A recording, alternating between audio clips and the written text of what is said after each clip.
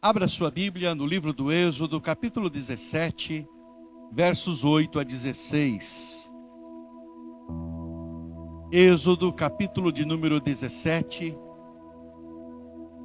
versos 8 a 16.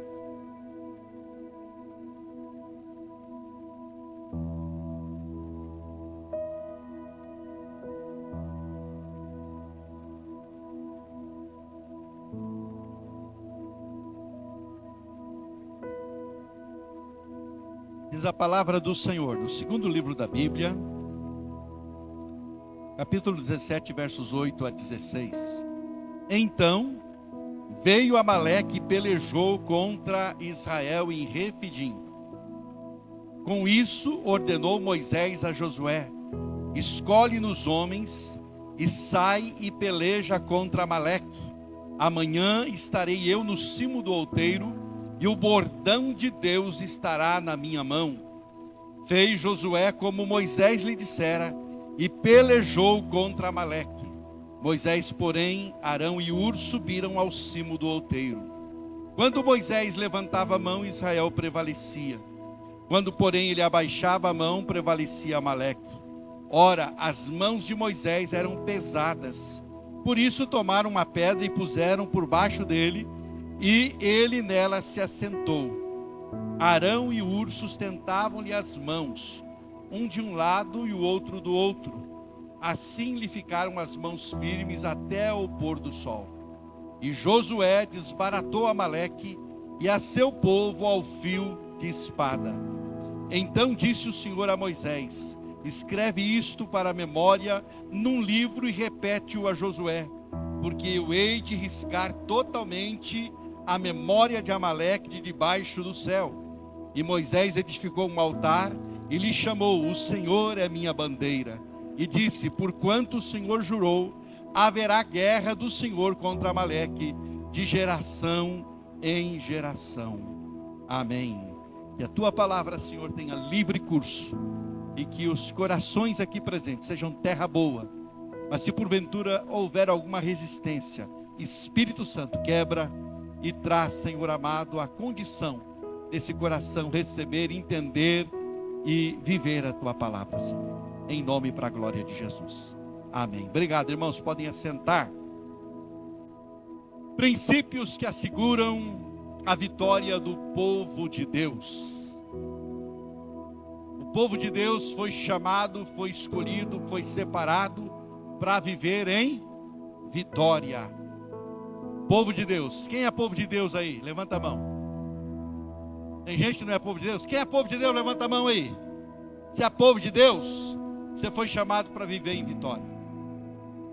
Mas estamos em guerra. Nunca esqueça disso. Nós estamos em guerra. Contra quem? O texto bíblico que a nossa irmã leu na abertura do nosso culto diz que a nossa guerra é contra o império das trevas, principados e potestades. Até quando durará essa guerra? Até quando? Não estou ouvindo vocês. Até quando? Enquanto estivermos nesta terra. Assim como o Senhor disse a respeito de Amaleque: haverá guerra do Senhor contra Amaleque de geração em geração. Perceba uma coisa aqui: guerra do Senhor. O texto diz o quê? Guerra do Senhor. Por quê? Porque é Ele quem luta por nós contra o império das trevas.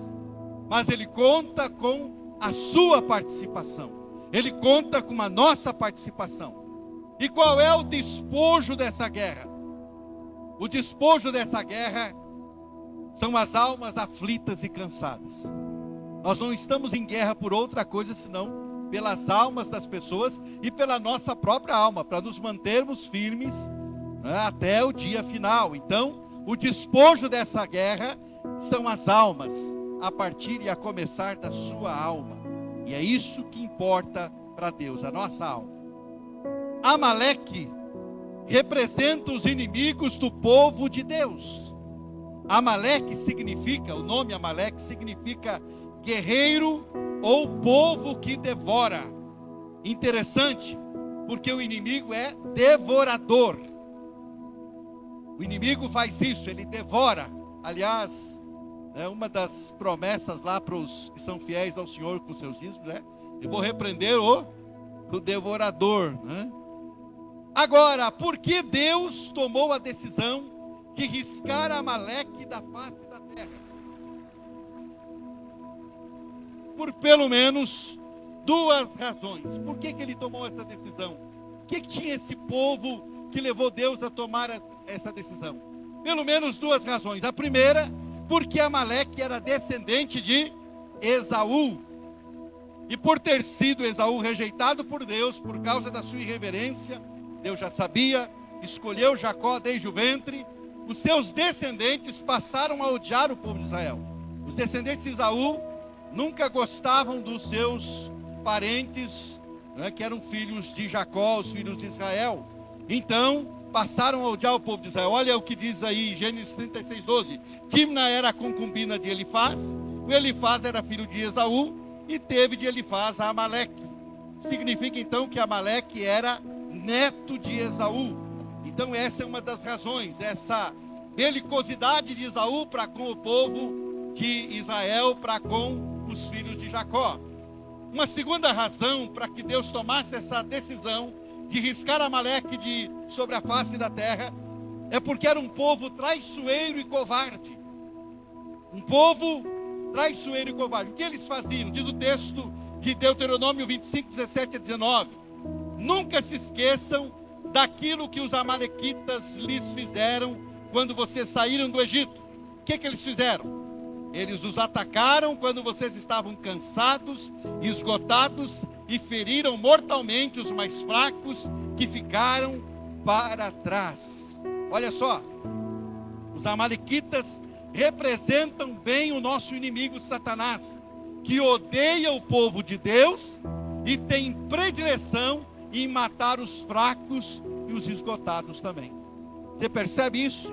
Então por isso Amaleque representa bem o nosso inimigo, porque ele odeia o povo de Deus.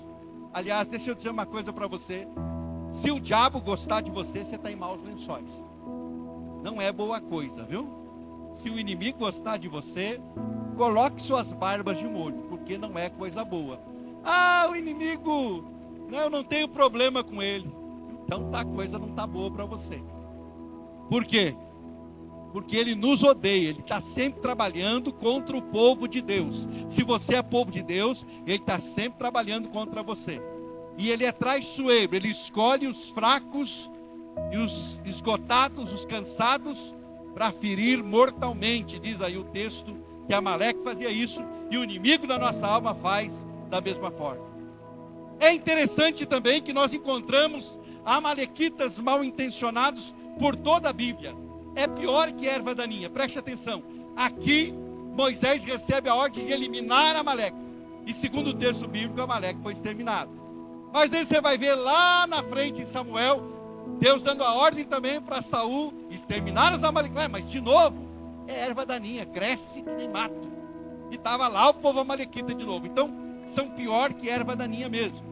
E veja bem, nós encontramos amalequitas mal intencionados por toda a Bíblia, porque eles são pior que ervas daninhas.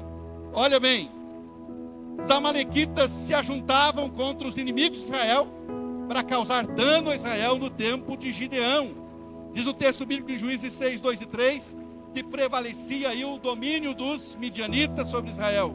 Fizeram para si, os israelitas, por causa dos midianitas, as covas que estão nos montes, as cavernas, as fortificações, porque cada vez que Israel semeava, os midianitas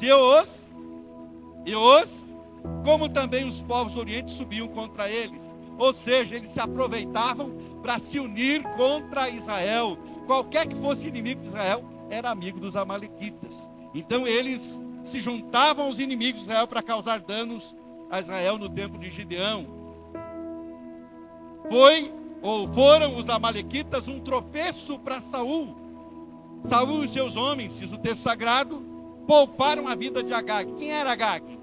rei dos amalequitas. Por causa disso, e por causa de não ter cumprido a ordem do Senhor integralmente, ser obediente, totalmente obediente, integralmente obediente, o que aconteceu com Saul? Perdeu o seu reinado. Nesse momento aí foi um momento crucial. Tropeçou em quem? Num bendito, aliás, num maldito amalequita, né? Tropeçou no amalequita e se deu mal também. Nós vamos encontrar também o texto de 1 Samuel capítulo 30, dizendo para nós que foram os amalequitas que destruíram Ziclag, a cidade onde morava Davi e seus homens, e levaram as famílias de Davi e seus homens como prisioneiros. Diz o texto: 3 dias depois, quando Davi e seus homens chegaram à cidade de Ziclag, viram que os amalequitas haviam invadido Neguebe e atacado Ziclag, e tinham destruído e queimado a cidade. Quem fez isso foram os amalequitas, e logo Davi com seus homens vão atrás dos amalequitas para recuperar as suas famílias. Também foi um amalequita que não teve o devido temor de levar a notícia da morte de Saul para Davi. Ainda disse ele que terminou de matar o Saul. O Davi está conversando com esse mensageiro, que era amalequita, e ele pergunta assim: como você sabe que Saul e Jonatas estão mortos? Perguntou Davi. O homem respondeu: acontece que eu chegar ao Monte Gilboa e ver Saul apoiado em sua lança, enquanto carros de guerra e cavaleiros inimigos se aproximavam dele. Quando ele se virou e me viu, gritou para que eu me aproximasse dele. Aqui estou, Senhor. E eu lhe disse, ele perguntou: quem é você? E eu respondi: sou amalequita. E esse amalequita vai dizer no texto, na continuação, que o Saul pediu para ele terminar de matá-lo, e ele fez. Então ele contou para Davi como um grande feito: olha, eu terminei de matar o Saul. E está aqui, a prova de que o teu inimigo, está aqui a coroa do Saul, a prova de que o teu inimigo está morto. E Davi mandou matar o amalequita por causa disso, por causa dessa má notícia aí. E também foi um amalequita, um descendente de Amaleque, Amã, que tentou destruir os judeus no tempo de Ester. Ele era um amalequita. Diz o texto que ele era filho de Amedata, o Agagita, descendente de Agag, lá de trás. Portanto, eles eram piores que ervas daninhas, estavam em todo momento aparecendo. Você dizia assim: olha, exterminamos o povo amalequita. De repente eles surgiam de novo.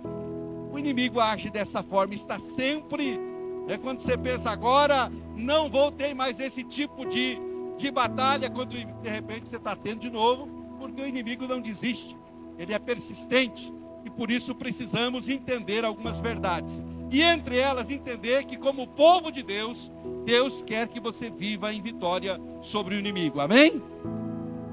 No texto que nós lemos, nós encontramos Deus ordenando e usando o povo de Israel para destruir os amalequitas. Mas para que o povo de Israel fosse vitorioso, alguns elementos foram necessários e importantes. E eu quero trazer para nós isso também. Eu quero dizer, para que o povo de Deus hoje se saia vitorioso contra o inimigo, é preciso que observemos alguns princípios importantes que asseguram a vitória do povo de Deus. Amém? Quais são esses princípios que asseguram a vitória do povo de Deus? O primeiro deles, queridos: não negligenciar a autoridade que recebemos. Não podemos negligenciar a autoridade que nós recebemos. No verso 9, a parte C que nós lemos, Moisés vai dizer assim: o bordão de Deus estará na minha mão. Por que Moisés disse isso? O bordão de Deus estará na minha mão. Ele disse isso porque quando Deus chamou Moisés, no capítulo 4, verso 17 de Êxodo, ele diz: leva contigo o bordão. Isso aqui não é um bordão, é uma arma indígena que eu ganhei algum tempo atrás, de um pastor amigo meu que esteve lá no norte e ganhou alguns equipamentos indígenas, entre eles esse, e depois ele se desfez e me deu de presente. Eu não sei a que tribo pertence, mas é bem pesado. Isso aqui é um instrumento de guerra também.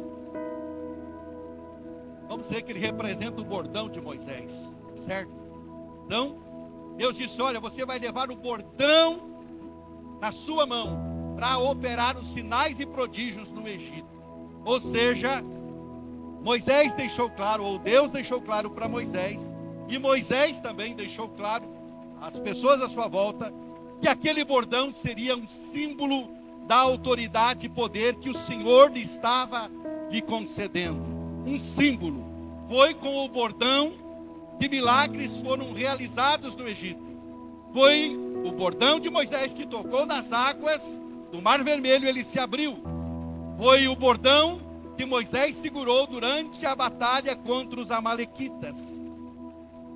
E eu quero dizer para você que eu e você também recebemos autoridade e poder também. O bordão está nas nossas mãos. O que simboliza esse bordão hoje? A presença do Espírito Santo na sua vida, meu querido irmão. Essa presença bendita é a autoridade que Jesus te deu e te constituiu para que você pudesse, desta forma, utilizar-se da autoridade que Ele mesmo nos concedeu. Eu e você recebemos autoridade e poder.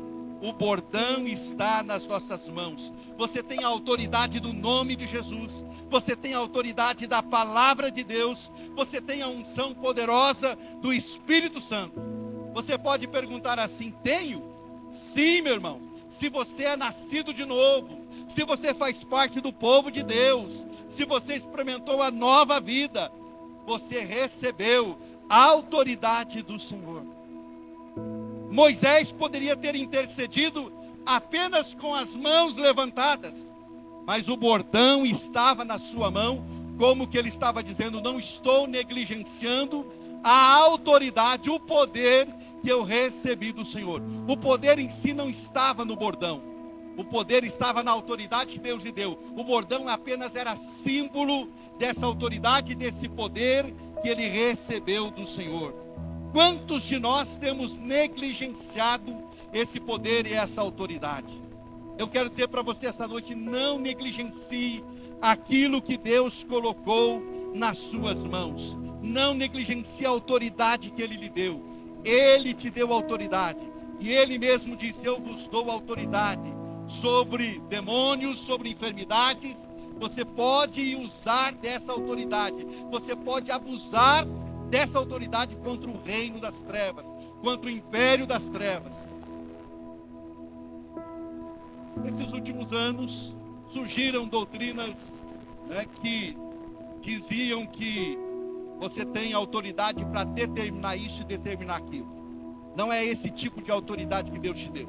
Deus te deu autoridade para determinar contra o império das trevas, para lutar contra o império das trevas, para libertar cativos e para levar avante o reino de Deus. Você recebeu autoridade para vencer toda e qualquer ação do inimigo contra a sua vida. Na autoridade dele nós somos invencíveis. Nem a morte pode conosco, porque já a vencemos em Cristo Jesus. Amém?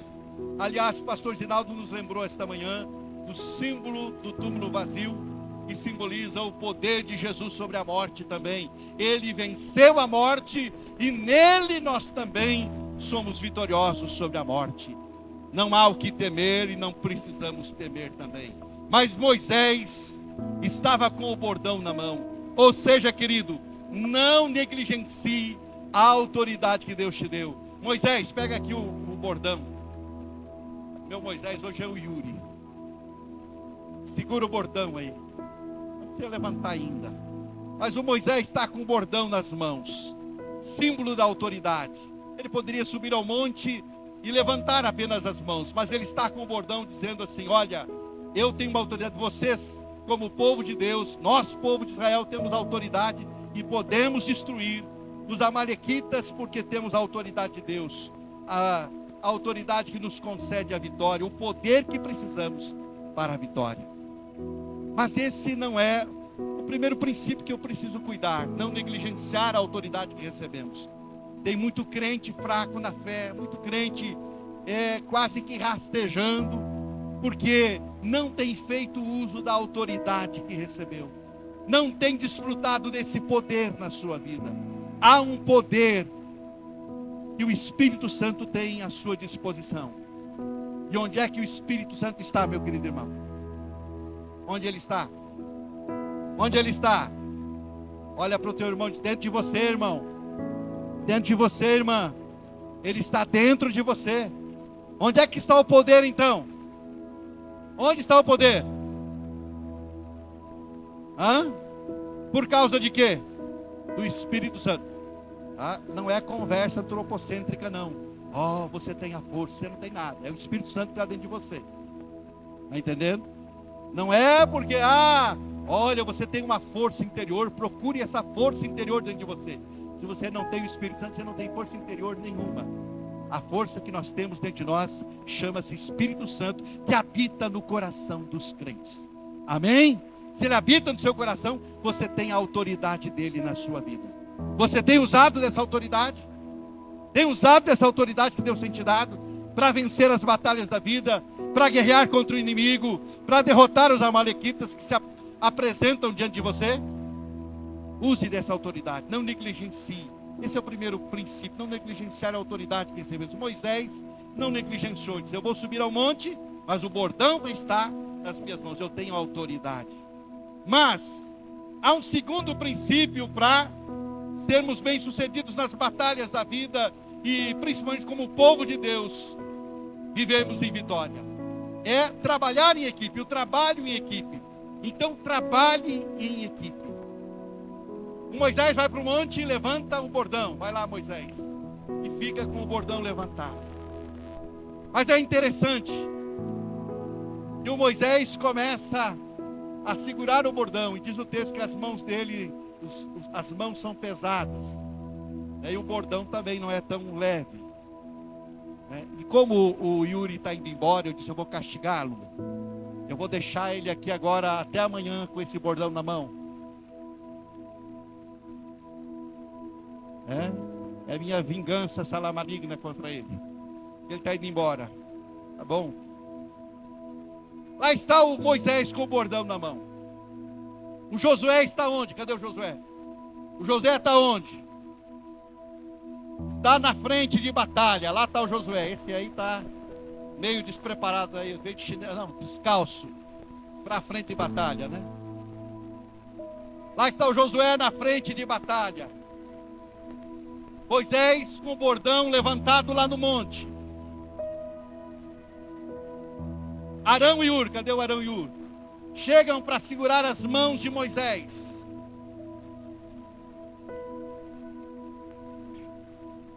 Nossa mensagem hoje é lúdica. O Arão e Hur chegam para segurar as mãos de Moisés, cooperando com Moisés. Eu pergunto para você agora, preste atenção. Quem conquistou a vitória para o povo de Deus? Josué na frente de batalha? Sim ou não? Moisés com o bordão levantado no monte? Sim ou não? Arão e Hur cooperando com Moisés? Sim ou não? Quem foi que conquistou a batalha?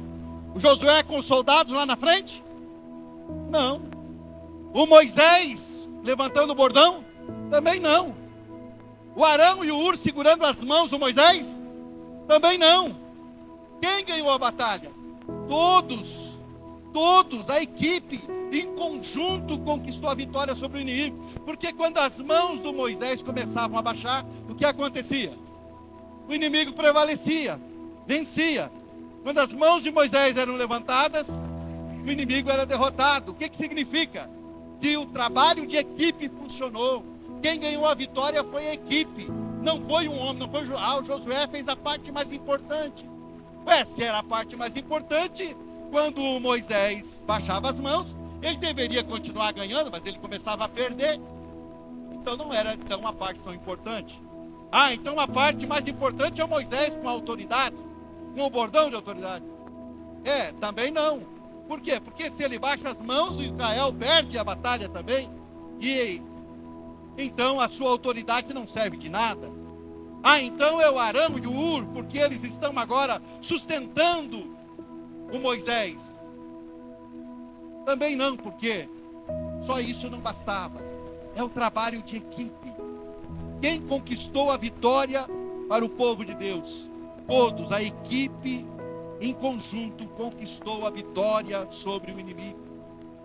O que eu quero dizer, meus queridos irmãos, olha aqui para mim agora, é que nós não precisamos, a igreja não precisa de heróis solitários. Você ouviu o que eu falei? A igreja não precisa de heróis solitários. A igreja é um corpo. E é como corpo que vencemos. É preciso que entendamos que não há como vencer sozinho. Eu vou vencer sozinho. Não vai, meu irmão. Você logo fracassa. Você logo desanima. Nós precisamos do corpo. Precisamos da igreja do Senhor. Precisamos da equipe trabalhando. Precisamos de irmãos. Precisamos do corpo.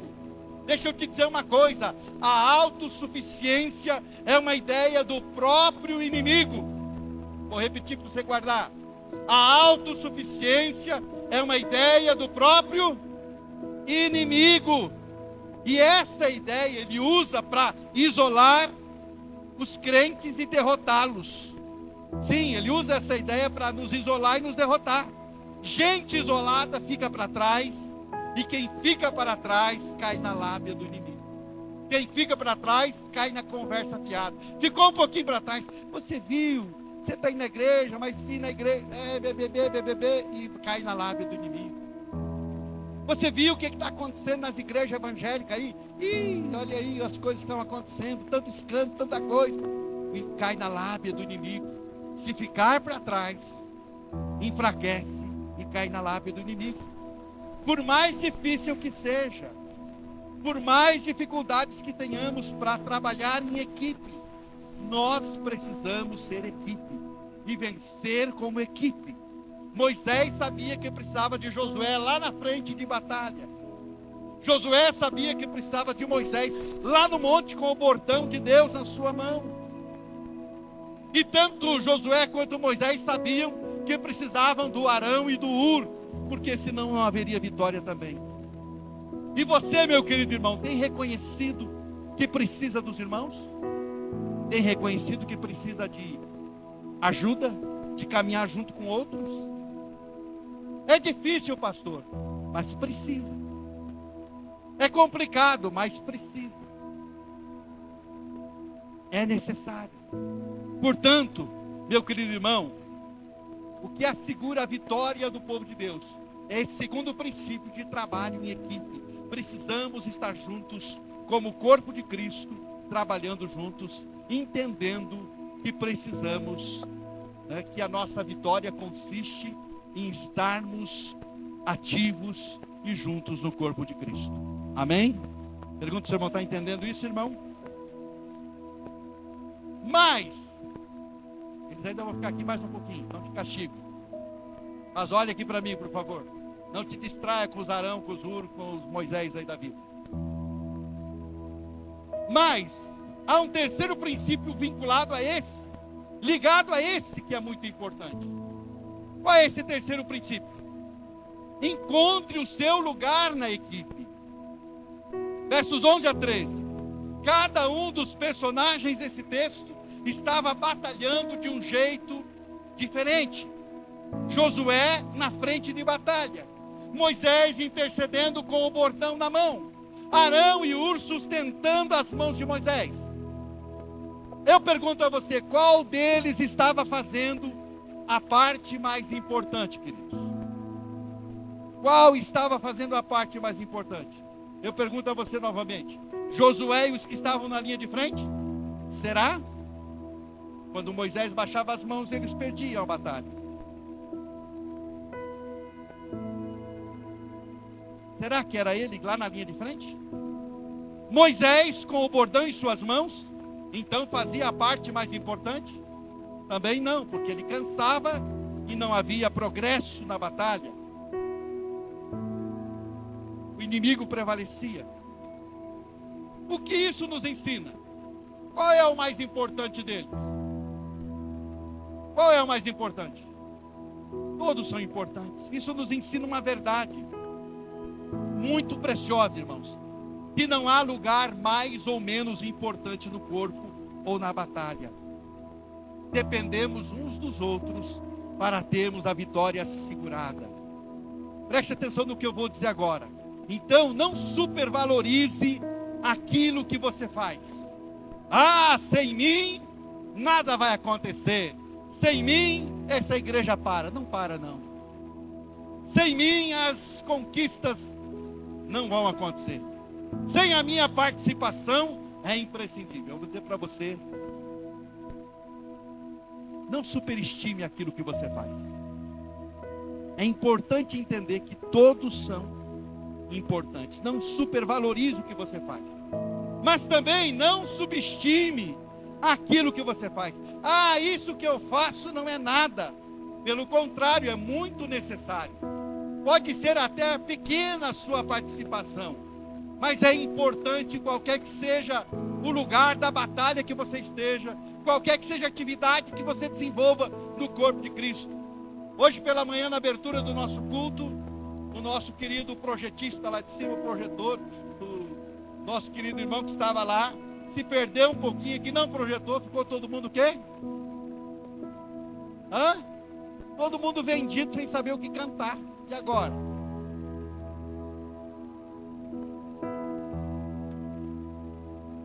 O irmão que projeta lá os cantos para cantar é importante também, é ou não é? Ele está lá escondidinho, ninguém vê ele.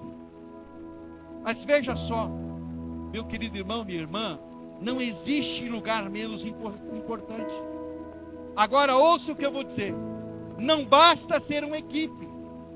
É preciso cada um trabalhar, operar e agir no seu devido lugar. Se todos estivessem na linha de frente, não teríamos ninguém de apoio na retaguarda. Encontre o seu lugar. Há um lugar para você. Menos um. Qual é o lugar que não tem mesmo? É o lugar que você se sentar aí como espectador. Aí não tem. E sabe qual é outro lugar que não tem? Que não existe? É o lugar de você se pendurar e se apoiar nos outros, né? Oh, mãe, me leva nas costas, irmão. Me leva. Esse lugar não existe. Esse lugar não existe. Tem um monte de crente assim, só sugando. Eu vou sugar um pouquinho aqui do Moisés. Ora por mim. Intercede por mim, Moisés. Esse lugar não, irmão. Esse lugar não existe. Não pode existir. Tem um monte de gente fazendo isso. Mas isso não é lugar para você estar na equipe. Ache o seu lugar na equipe. Não basta ser uma equipe. Você precisa trabalhar, operar, agir no seu devido lugar.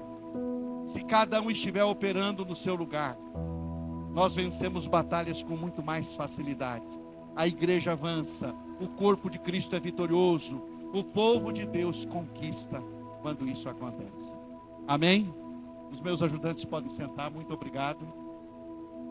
Palmas para o nosso ajudante, irmãos. Cansou, Moisés? Um pouquinho. Moisés cansou.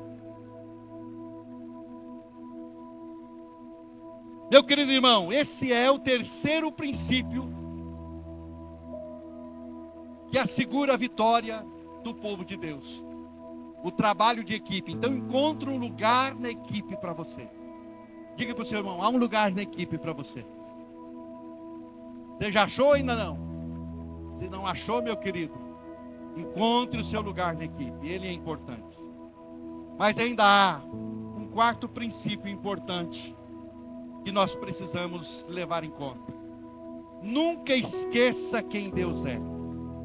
Nunca esqueça quem Deus é. Verso 15. Moisés disse que o Senhor era a sua bandeira.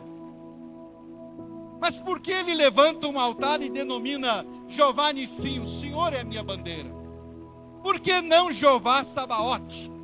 Por que não Jeová, o Senhor dos Exércitos? O que significa Jeová Sabaote? Jeová, o Senhor dos Exércitos. Por que o Senhor é a minha bandeira e não Jeová Sabaote, o Senhor dos Exércitos? porque a bandeira é um símbolo de identidade. Você está se identificando com o teu Senhor. A bandeira é símbolo de união, e ela era usada nas batalhas, e é usada para identificar o exército e para declarar vitória também. Onde o exército é vitorioso, ele crava a bandeira, diz: aqui nós chegamos, aqui nós conquistamos, aqui nós alcançamos. Moisés denomina o altar de Jeová Nissi, exatamente para proclamar que Deus era a fonte de poder, que Deus era a fonte de unidade e que Deus era a fonte de vitória do povo de Israel. O poder é dele, a unidade é dele e a vitória é dele também. Moisés está dizendo: nós estamos debaixo da bandeira do Senhor. É ele, a vitória é dele, a unidade é dele, estamos juntos por causa dele. É ele que nos constituiu como povo, é ele que nos tirou do Egito, é ele que nos formou como nação, é ele que vai à nossa frente, é ele quem nos dá as vitórias que nós precisamos. Então, por isso, Jeová Nissi, o Senhor é a minha bandeira. Nós estamos debaixo desta bandeira, nós estamos debaixo desse esquadrão, nós estamos debaixo dessa poderosa presença do Senhor conosco. É isso que Moisés está dizendo aqui. É unidos com Cristo, é ligados à cabeça que vencemos. Como a nossa bandeira, ele precisa ir à nossa frente. E ele vai abrindo o caminho, ele vai conquistando por nós, e ele vai nos conduzindo em triunfo. Ele é a nossa bandeira, a nossa fonte de poder, a nossa fonte de unidade e a nossa fonte de vitória. Eu gosto de lembrar que o apóstolo Paulo aos Efésios, ele vai dizer que a unidade é do Espírito. Não é nossa, é dele. Nós preservamos, nós conservamos a unidade que é dele. Portanto, ao dizermos estamos debaixo da sua bandeira, a unidade é dele, a vitória é dele e o poder pertence a ele também. Por isso, queridos, precisamos sempre lembrar quem Deus é. E quem Deus é? Deus é aquele que garante a nossa vitória. Deus é aquele que garante que permaneçamos unidos. Deus é aquele que nos dá o poder e a autoridade que nós precisamos. Nunca esqueça quem Ele é. Ele não é apenas o Senhor dos exércitos, Ele é aquele que garante as nossas vitórias. Por isso Ele é a nossa bandeira. Nunca esqueça quem Ele é. Moisés, com entendimento, levanta um altar e estabelece-o, e denomina dá-lhe esse nome, nomina como Jeová Nissi. O Senhor é a minha bandeira, ou a nossa bandeira, para dizer para o povo: nós estamos debaixo desse estandarte, é debaixo dele que nós caminhamos, da unidade dele, do poder dele e na vitória dele que nós caminhamos. É ele que garante a nossa vitória. Nunca esqueça quem Deus é, querido irmão. Eu quero concluir essa palavra nesta noite de domingo dizendo a você o seguinte: estamos em guerra. Nunca esqueça disso. Contra quem? Contra o império das trevas. Até quando durará essa guerra? Enquanto estivermos nessa terra. Mas Deus nos salvou, nos inseriu na sua comunidade, no seu povo, no seu corpo, e nos assegura a sua vitória. Desde que aprendamos os princípios que nos asseguram a vitória em todas as batalhas. E quais são os princípios que aprendemos hoje, nesta noite? Não negligenciarmos a autoridade que recebemos. O bordão está nas nossas mãos. Ou seja, a autoridade é concedida a cada discípulo de Jesus. É no nome dele que nós vencemos. Trabalhemos em equipe. O nosso êxito consiste em cuidar um do outro mutuamente, em nos animarmos mutuamente. Encontre o seu lugar na equipe. Nosso êxito também consiste em trabalhar cada um no seu devido lugar. Não pense que o seu trabalho é mais importante ou que o seu trabalho é insignificante. Todos são importantes. O que seria a igreja se não tivesse os joelhos que a sustentam em oração? Nunca esqueça quem Deus é. nas batalhas da vida, Ele é mais do que Jeová Sabaote. Ele é Jeová Nissi, aquele que é a nossa bandeira, pois Deus é a fonte do poder, da unidade e da vitória do seu povo. Portanto, nessa noite, querido irmão, eu quero te animar a, durante esse ano, fazer uso da autoridade que Deus colocou em suas mãos para conquistar no reino das trevas, arrancar vidas de lá para o reino do Senhor. Que você use a autoridade do Senhor para derrotar os amalequitas que batem à sua porta, tentando roubar a sua paz, destruir a sua vida e trazer prejuízo, roubando aquilo que você tem. Use a autoridade do nome de Jesus para vencer. Mas também não se isole. Busque estar junto com o povo de Deus. Busque se adaptar à equipe. Busque estar junto à equipe. Encontre o seu lugar na equipe. Busque saber, Deus, onde eu posso estar aqui. Não fique voando por aí, mas tem um lugar no corpo. Tem um lugar no corpo. Busque esse lugar no corpo e esteja no corpo, porque Deus estabeleceu o seu povo nessa terra. E nunca esqueça quem é Deus e quem Deus é. Ele é aquele que garante a unidade, o poder e a vitória do seu povo. Amém? Que Deus te abençoe de uma forma especial nesta noite. Se você foi tocado por essa mensagem, não deixe de curtir esse vídeo. Inscreva-se no nosso canal no YouTube e assim você pode ter acesso a mais mensagens como essa para edificar a sua vida. E se você deseja fazer parte da nossa igreja, ter mais acesso às nossas informações e novidades, é só você baixar o nosso aplicativo no seu celular. Baixe gratuitamente. É só você abrir a loja virtual no seu celular e digitar IBI Cascavel. Ali você baixa o nosso aplicativo e tem mais acesso às nossas novidades e faz parte dessa família também. Deus te abençoe e um grande abraço.